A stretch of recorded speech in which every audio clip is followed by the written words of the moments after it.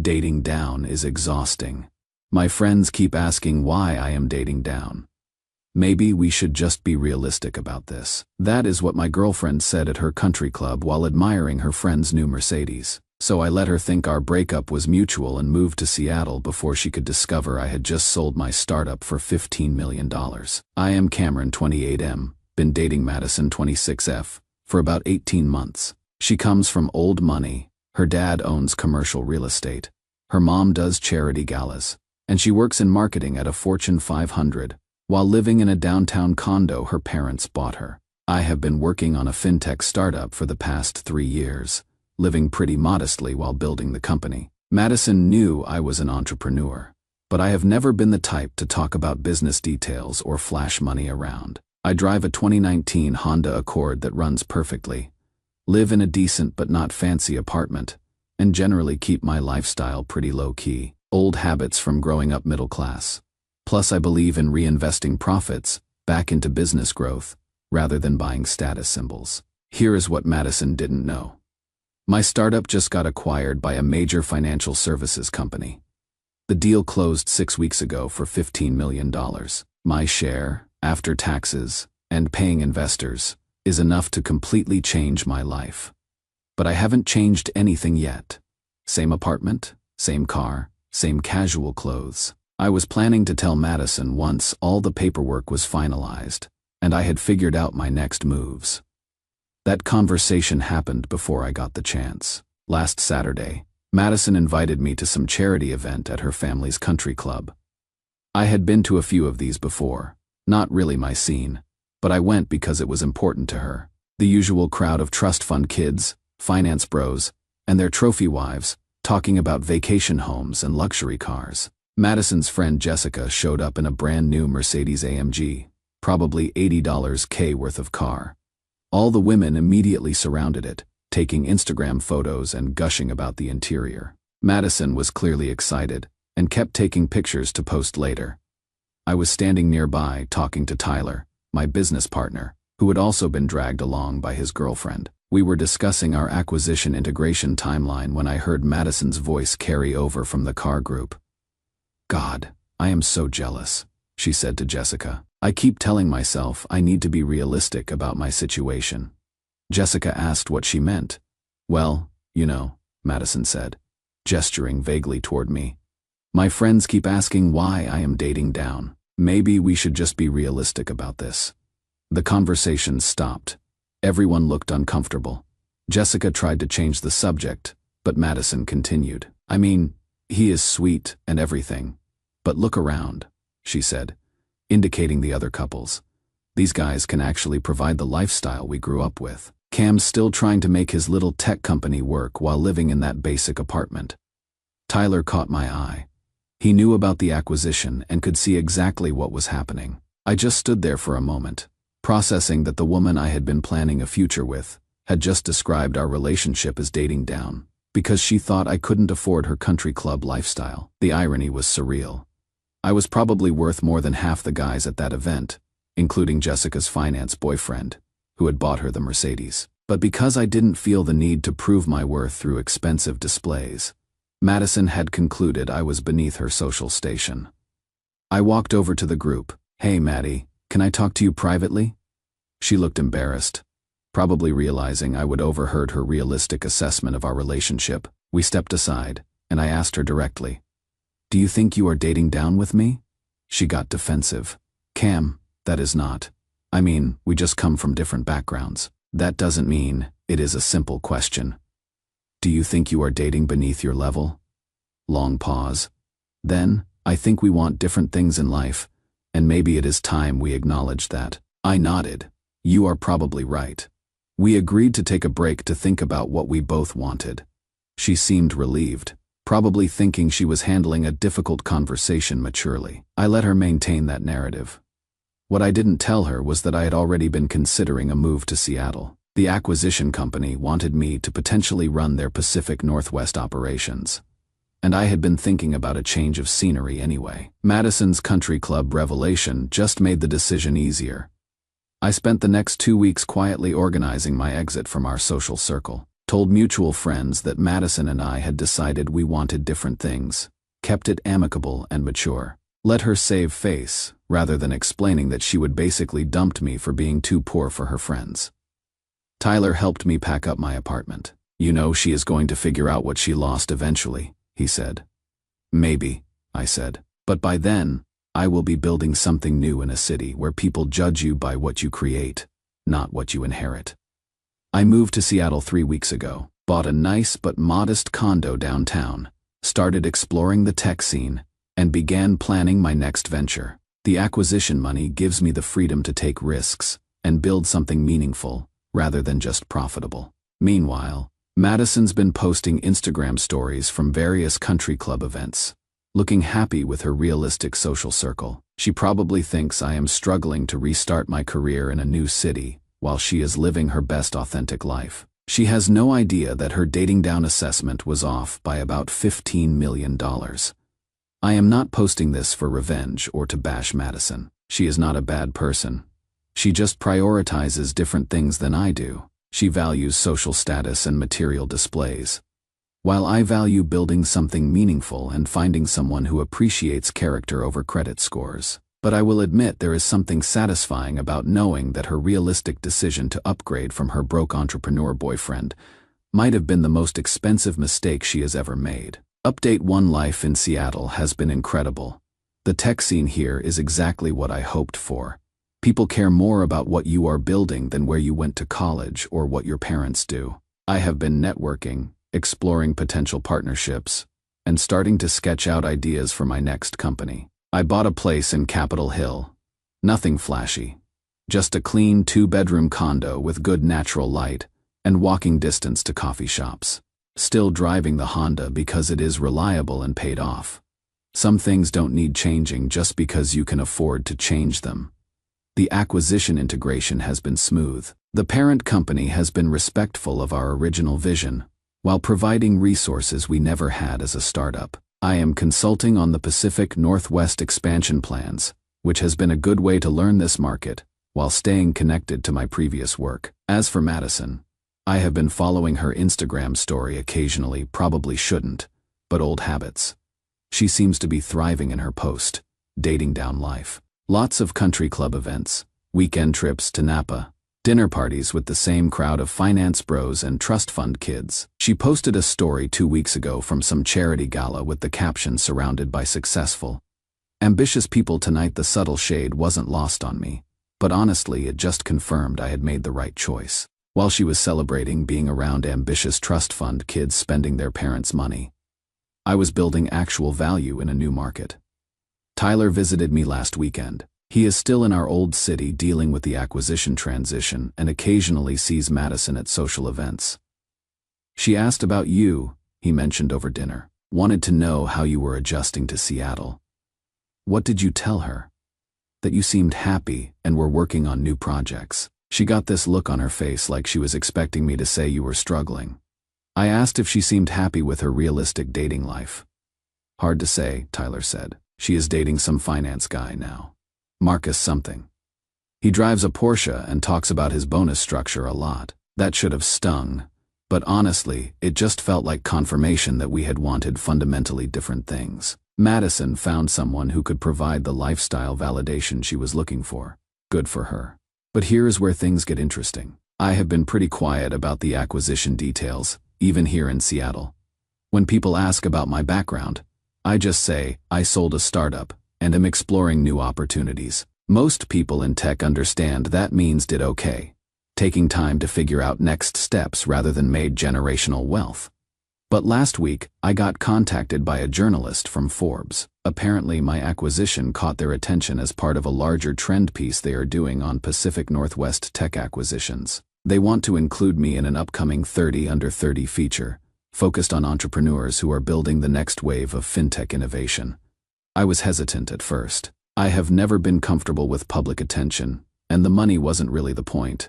I just wanted to build something useful. But my mentor convinced me that visibility could help attract talent and partners for whatever I build next. So I agreed to the interview. We talked about the technical challenges my startup solved, the acquisition process, and my plans for contributing to Seattle's tech ecosystem. The article is supposed to publish next month. Tyler thinks it is funny that Madison might see it and realize her dating down assessment was slightly off. She is going to lose her mind when she sees you in Forbes talking about multi-million-dollar exits, he said. Maybe. But, honestly, if someone needs to see you featured in a business magazine to understand your worth, they are not the right person anyway. I am dating someone new here, Emma, who I met at a coffee shop near my place. She is a veterinarian, drives a Subaru with 150,000 miles on it. And when I told her I had sold a startup, her response was, "That is cool.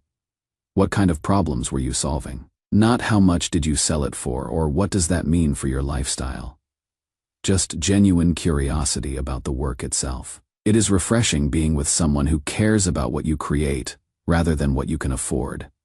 The Forbes piece should be out in about 3 weeks. I am curious to see if Madison notices, but honestly, I am more excited about the potential partnerships and talent it might attract for my next venture. Though I will admit, there is a small part of me that is curious how her ambitious country club crowd will react when they realize their former member's broke ex-boyfriend just got profiled in Forbes for being a millionaire entrepreneur. Update 2. Well, the Forbes article dropped, and the reaction has been something. It was actually a really good article, focused on how my startup solved real problems in B2B payment processing, rather than just the acquisition details. The journalist did a good job highlighting the technical innovation and market impact, rather than making it about the money.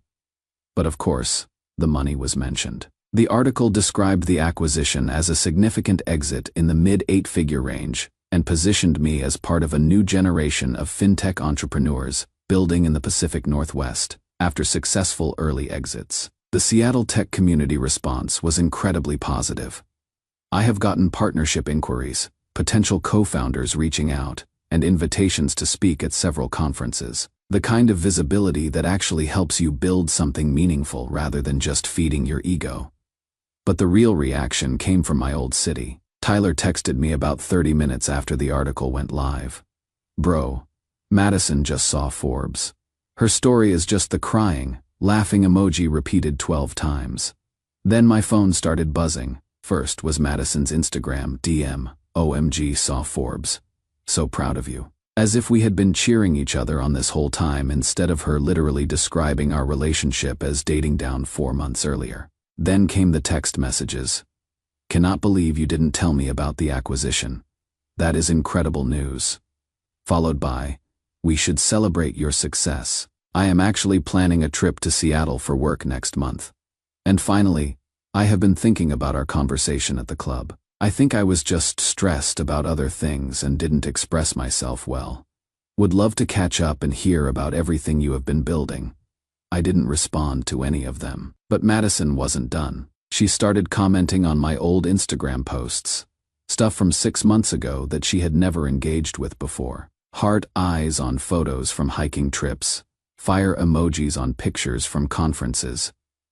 Suddenly she was very interested in supporting my journey. Tyler said the country club crowd had been talking about the Forbes article all week. Apparently Jessica, the Mercedes girl, was so impressed that Madison had dated such a visionary entrepreneur and couldn't understand why they had broken up. "Madison's been saying you two are still figuring things out and that the distance has been hard," Tyler reported. "She is rewriting history to make it sound like a mutual decision due to geography, rather than her thinking you were too broke for her friends."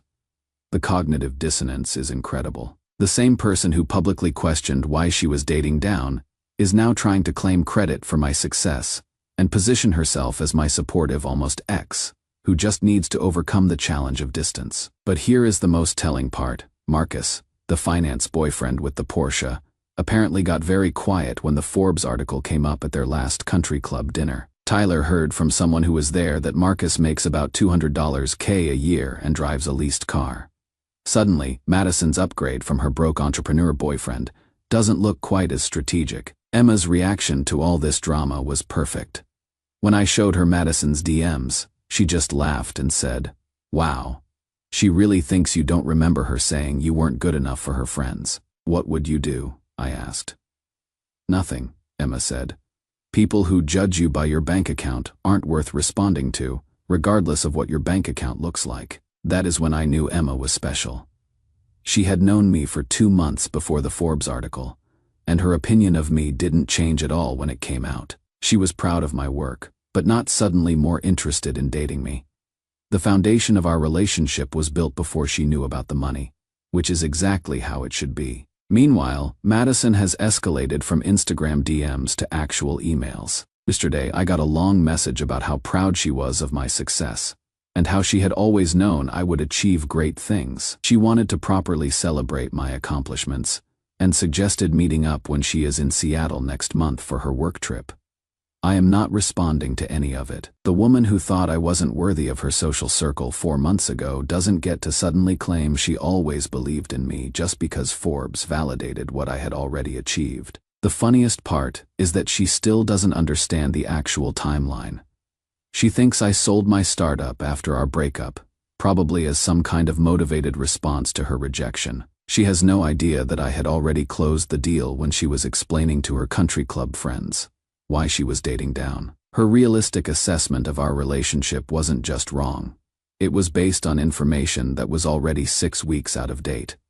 I am planning to ignore her Seattle visit entirely. I have got partnerships to build, a company to plan, and a relationship with someone who appreciated me before I had public validation. Some bridges don't need to be rebuilt just because circumstances change. Final update: it has been almost 6 months since Madison's country club revelation ended our relationship, and I figured I owed everyone a final update on how this all resolved. Madison did come to Seattle last month, and she definitely tried to make contact. She somehow found out where I live, probably from mutual friends, and showed up at my building's lobby on a Saturday morning. The doorman called up to ask if I was expecting a Madison Cross to visit. I told him I wasn't available and asked him to let her know I was traveling for business. Which wasn't entirely untrue.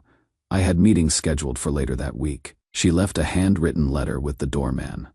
It was something. 4 pages of how she had never stopped thinking about our connection, and how she realized that successful partnerships take time to develop properly. She wanted to start fresh and build something real together, now that we were both established in our careers. The letter managed to avoid any acknowledgement of what she would actually said at the country club. No mention of dating down or being realistic about our relationship. Instead, she had reframed our entire history as a story of 2 ambitious people who had needed time to grow into their full potential. It was masterfully written PR, but completely detached from reality. Emma read it and just shook her head. She is trying to convince you that her opinion of you changed because you grew, not because her knowledge of your bank account changed. That is exactly right. Madison wasn't apologizing for misjudging my worth. She was pretending she had never misjudged it in the first place.